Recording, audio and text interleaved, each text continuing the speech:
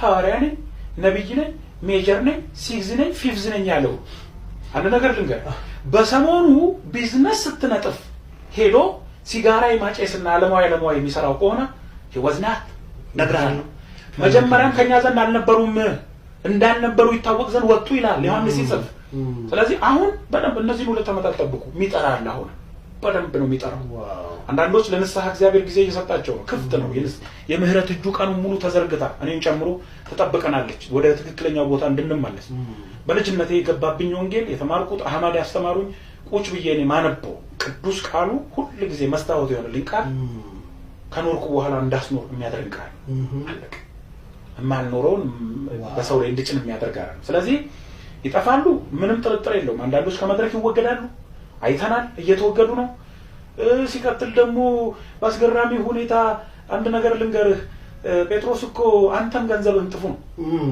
የእግዚአብሔርን ጸጋና የመንፈስ ቅዱስን አሰራር በገንዘቡ መለወጥ የፈለገ ሰው ዛሬ እኮ ፍራንክ ይገኝበት እንጂ አንዳንድ ለስቶች የነሱን እርካታ የሚፈጽሙ የወረዱ ኒኪቶች ብልግናዎች ይገኙበት እንጂ ኢየሱስን ይሄው አያስፈልገኝም ኢየሱስን የሚል ጄኔሬሽን መጥቷል አትስበኩን ይሄ ወንጌል ቅድስና ጽድቅ ምናምን ምትመጣው የእግዚአብሔር መንግስት እዚህ ያልኖርኩኝ እኔ ምን ዋጋ አለው የሚሉ አሉ ዋናው መኪና መንዳት ቤት መቀያየር የተለያየ ነገር ማድረግ ነው ሚሽናቸው መኪና ለማንም አስፈላጊ ሊሆን ይችላል የኢየሱስን ደም ግን ረግጬ መኪና አልገዛም መጽሐፍ ቅዱስን ጥዬ ቤት አልሰራም this is a fact አለቀ ስለዚህ አሁንም ማልን ተባተበት በደም በቦልድነስ መናገረው ኢየሱስን የማይመስል የበረሃ ወራም ካለ ተነስቶ ይወርወራል ነግራል ፋክቱ ሐዋርያ አለ አሜን ነብይ አለ አሁን ኢትዮጵያ ውስጥ ያስቸገሩ እንደማን እንደሆነ ልንገራችሁ ትምህርት ቤት ገብተው የሆኑ መጽሐፍ ያነበቡ ሰዎች ሌላ ቦታ ነብይ የለም ስላሉ እኔ በራሴ ዝም አልልም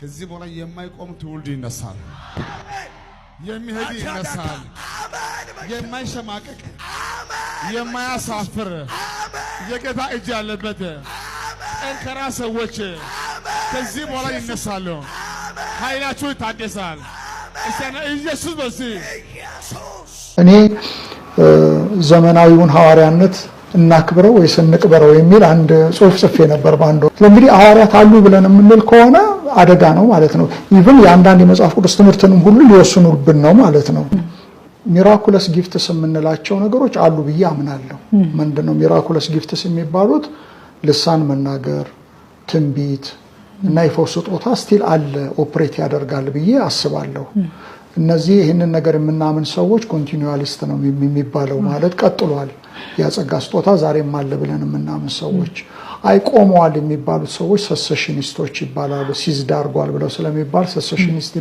ብለው ይሏቸዋል እኔ ሰሰሽኒስት አይደለሁም እነዚያ ጸጋ ስጦታዎች አሉ ብዬ አምናለሁ ግን ሐዋርያነት ግን ሚራኩለስ ጊፍትስ አይደለም ሚራኩለስ ጊፍትስም አይደለም ስለዚህ ሐዋርያነት ደግሞ ሐዋርያትን ሐዋርያት ያደረጋቸው ነገር የማስተማር ችሎታቸውም አይደለም ቤተክርስቲያን መትከላቸውም አይደለም ሌላም አይነት ስጦታም አይደለም ስብከት መስበካቸው በየሀገሩ መዞራቸውም አይደለም ሐዋርያ ያደረገው ነገር መሰረት መጣሉ ነው ብዬ ነው የምለው መጽሐፍ ቅዱሳችን ይሄን ግልጽ አድርጎ ተናግሯል ሐዋርያት አንደኛ ሐዋርያ የሚያደርገው ነገር ክራይቴሪያ ለምሳሌ ሽምግልናን ምን አይነት ሽማግሌዎች መምረጥ እንዳለብን ፓስቶራል ኢፒስትልስ በመንላቸው ላይ ተነግሮናል አይደል መልእክታተ መጋቢ የምንላቸው ጢሞቴዎስ ቲቶ ላይ ምናምን ነገር ተነግሮናል ሽማግሌ ይሄን መስፈርት የሚያሟላ ሽማግሌ ተደርጎ መሾም እንደሚችል ዲያቆን ይሄን ነገር የሚያሟላ ከሆነ ደግሞ ዲያቆን ሆኖ እንደሚሾም ይናገራል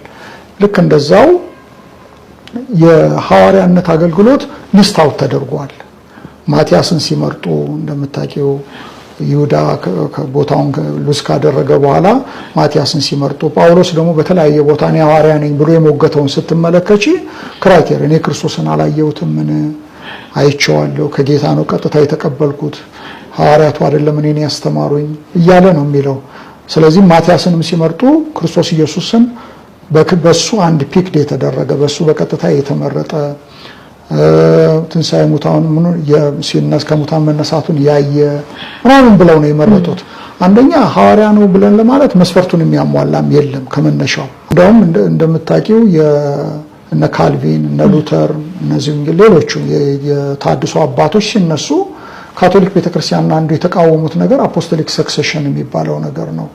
አሁን ጳጳሱ በጴጥሮስ መንበር ላይ ነው የተቀመጡት ተብሎ ይታሰባል። ሐዋርያ ናቸው ተብሎ ነው የሚታሰበው። እንደውም ቅዱሳት መጻሕፍትንም እንኳን የሚወስኑት እሳቸው ናቸው።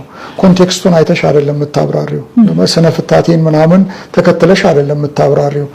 እሳቸው ይሄ ነገር እንዲተርጎም ካሉ በእሳቸው ባሉት መሰረት ነው የሚተረጎሙ ማለት ነው። ለምንድነው ያንን የተቃወሙት? የነ ካልቪን የተቃወሙት እነ ሉተር የተቃወሙት ያንን ነው። አፖስቶሊክ ሰክሴሽን ልክ አይደለም ብለው ነው። ስለዚህ ሐዋርያት አሉ ብለን የምንል ከሆነ አደጋ ነው ማለት ነው። ኢቭን የአንዳንድ የመጽሐፍ ቅዱስ ትምህርትንም ሁሉ ሊወስኑብን ነው ማለት ነው።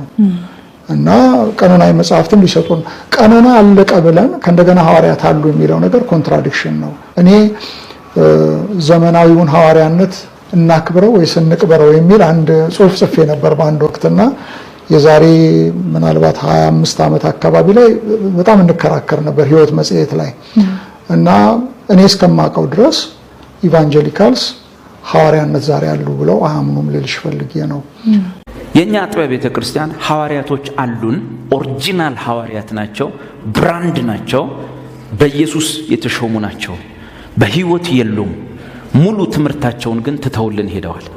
ምን ብለውናል? መሰረት መስርተናል፣ ማንም ሌላ መሰረት እንዳይመሰርት። ሌላው በዚህ ላይ ምን ይበል?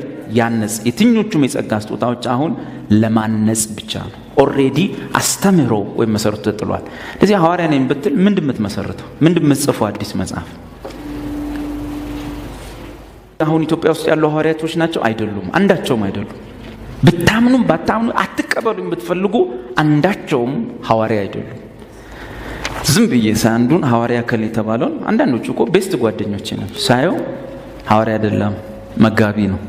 የቤተ ክርስቲያኑ ወይም ያቋቋመው የሆነ ካለ የዛ አስተማሪ አለቀ።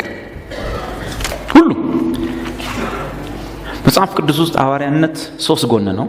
የእምነታችን ሐዋርያ፣ የበጉ ሐዋርያትና ምርጥቃ ሐዋርያ 3። ከዚህ ውጪ እንግዲህ አራተኛ የለም። ከየት ውስጥ እንመድባቸው? አጣን። ቢኖር እኮ አራተኛ እንመድባቸዋለን። ያለው ግን የእምነታችን ሐዋርያ ብዛት 1፣ ስሙ ኢየሱስ ክርስቶስ፣ ጥቅስ ዕብራውያን ምዕራፍ 3። ሌሎቹስ የበጉ ሐዋርያት ብዛት 12። ጳውሎስ እንኳን እዛ ውስጥ መግባት አይችል። ይሁዳ እንኳን ቢወጣ ማቲያስ ነው የሚገባው እንጂ ጳውሎስ መግባት አይችል። ለምን? የበጉ ሐዋርያ ለመሆን መስፈርት አለው። ምንድን መስፈርቱ? ኢየሱስ ከተጠመቀበት ቀን እስካረገበት ቀን አብሮ የወጣ የገባ ያየ ሰው፣ ሲጠመቅም ሲያርግም ያየ ሰው። ሐዋርያ ሥራ ምዕራፍ 1 አይደለም? ሲጠመቅ አንስቶ እስኪያርግ ከኛ ጋር ከነበሩት አንዱን ተብሎ ማቲያስ ገባ። ሌላ ሰው መግባት ጳውሎስ እንኳን መግባት አይችል። 3ኛ የአሕዛብ ሐዋርያ ወይንም ምርጥቃ ቁጥር ብዛት 1 ማነው? ስሙ ሐዋርያው ጳውሎስ። በቃ አራተኛውን የትን መድቦሽ ቢኖር እኮ እንመድባለን። እንደውም ጥሩ ነው። ለኔም እዛ ውስጥ ገባ ነበር።